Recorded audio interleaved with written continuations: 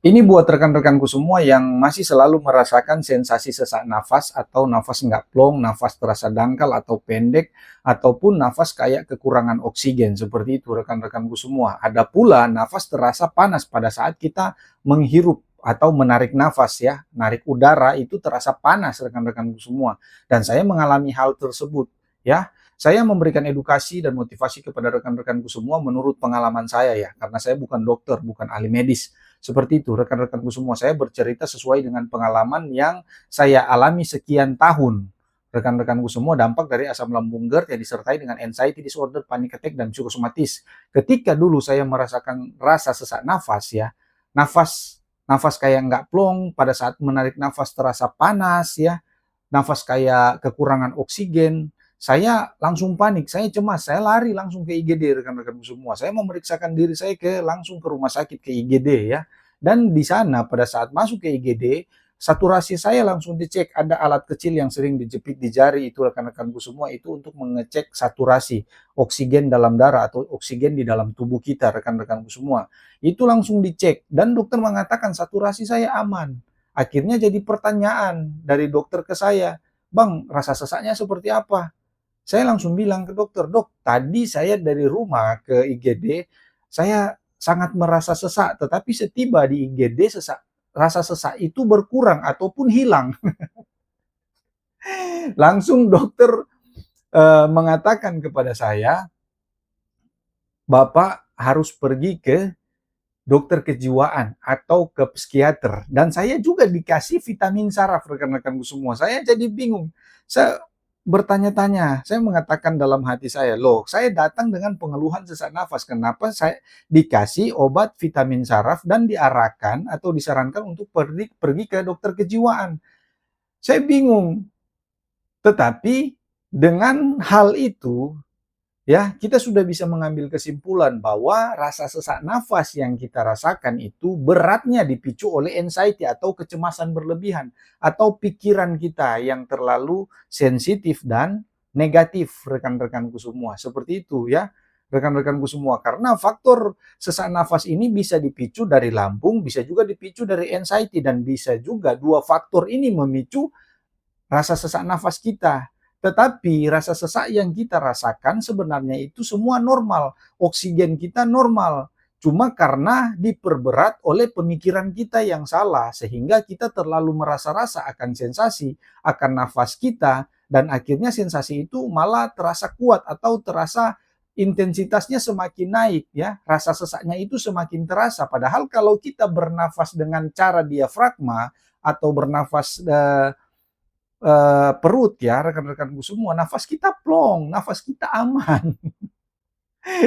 Jadi rasa sesak nafas ya yang kita rasakan itu hanya bagaikan sugesti gitu loh, rekan-rekanku semua. Bagaikan tidak nyata, tetapi yang kita rasakan nyata gitu ya. Jadi kesimpulannya ketika kita merasakan sensasi sesak nafas, nafas nggak plong, nafas terasa dangkal, nafas terasa kekurangan oksigen ya, nafas terasa berat, rekan-rekan harus cermati bahwa itu dipicu oleh karena tekanan lambung dan kecemasan yang berlebihan. Jadi kalau dipertanyakan, terus bagaimana Bang cara mengobatinya? Bagaimana cara untuk menghilangkan nafas yang terasa sesak tersebut? Kalian cukup menenangkan pikiran kalian ya, menjaga juga lambung kalian untuk tetap stabil gitu rekan-rekanku semua. Karena kalau lambung kita tidak stabil akan memicu juga sensasi. Sensasi akan memicu kecemasan. Begitu juga kalau pikiran kita tidak stabil, terlalu negatif, terlalu cemas, akan menimbulkan rasa tidak nyaman pada lambung kita. Dan menimbulkan juga sensasi-sensasi tubuh yang bisa kita rasakan rekan-rekanku semua. Seperti itu ya. Jadi bagi para penderita asam lambung GERD yang disertai dengan anxiety disorder, panic attack, dan psikosomatis, sensasi rasa sesak nafas tersebut, nafas nggak plong, nafas terasa dangkal, nafas terasa ngap, nafas terasa kekurangan oksigen, itu sebenarnya bukan tanda penyakit berat rekan-rekanku semua, bukan tanda penyakit paru-paru, bukan tanda penyakit jantung ya. Tapi itu dipicu karena lambung, tekanan lambung, dan kecemasan yang berlebihan. Seperti itu ya rekan-rekanku semua. Jadi kalian jangan bawa-bawa panik lagi, jangan kalian langsung cemas-cemas lagi. Terlebih khusus jangan kalian merasa-rasa pada saat merasakan sensasi sesak nafas gitu rekan-rekanku semua. Kalian harus berani keluar dari zona nyaman untuk menerapkan pola cuek. Ketika kalian menerapkan pola cuek, di situ proses kesembuhan kalian akan terjadi rekan-rekanku semua. Ya, jangan kalian terus tinggal di zona nyaman tersebut. Jangan kalian hanya terus meratapi sensasi yang kalian rasakan, tetapi kalian harus belajar menerima dan mengakui sensasi tersebut ya. Ketika kalian bisa menerima ya, mengakui sensasi yang kalian rasakan tanpa melawannya, karena percuma kita mau melawan sensasi, nggak bisa. Sensasi itu tidak akan pernah hilang, karena yang harus kita perbaiki itu mental kita. Ketika mental kita sudah kembali stabil, mental kita sudah menjadi mental baja kembali ya, sensasi itu akan terabaikan. Karena mental yang kembali normal, mental yang kuat itu bukan berarti sensasinya hilang, tidak rekan-rekanku semua, tetapi di mana kita bisa mampu bertahan di tengah sensasi yang terus kita rasakan. Seperti itu. Itu mental baja, rekan-rekanku semua. Ya, jadi perbaikan mental itu seperti itu. Rekan-rekanku semua, kita harus berani keluar dari zona nyaman, ya. Apa yang kita takuti itu yang harus kita lakukan. Jadi pada saat kita merasa takut, cemas gara-gara nafas yang terasa sesak, itu harus kita terima, rekan-rekanku semua. Kita akui begitu. Dan akhirnya kita akan berdamai dengan sensasi tersebut.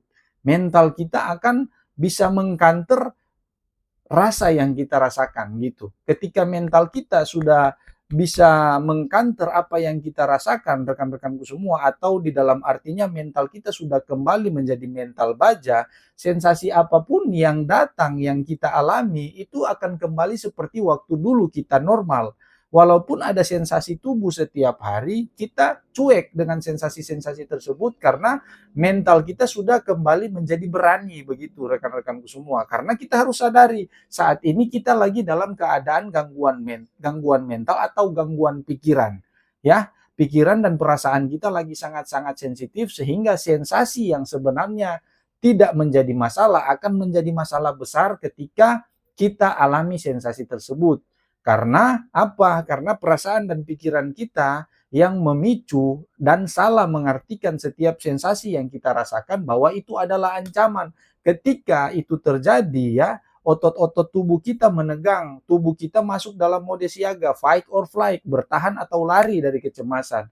Di situ pembuluh darah kita akan menjadi kurang lancar. Akhirnya sensasi-sensasi tubuh, sensasi-sensasi fisik akan kita rasakan.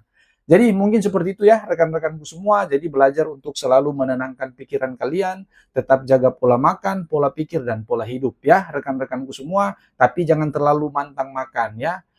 Kalian bisa makan apa saja tetapi jangan berlebihan. Seperti itu rekan-rekanku semua. Ya, mungkin video saya sampai di sini dulu. Nanti kita akan lanjut lagi di video-video saya selanjutnya. Dan kalau video saya ini bermanfaat, tolong bantu di-share sebanyak-banyaknya. Biar kita juga ikut membantu rekan-rekan kita di luar sana. Biar mereka bisa mendengarkan dan merasa tenang, nyaman, dan juga berproses untuk sembuh. Dan jangan lupa rekan-rekan untuk bantu di like ya, isi tanggapan kalian di dalam kolom komentar, sensasi apa yang kalian rasakan dan apa yang harus saya bantu buat kalian. Silakan kalian isi di dalam kolom komentar. Kalau saya bisa jawab langsung di dalam kolom komentar, saya akan langsung jawab. Tetapi kalau saya rasa itu harus dibahas panjang lebar, saya akan membuatkan video buat kalian. Oke? Mungkin seperti itu dulu rekan-rekanku semua. See you next video dan salam sehat.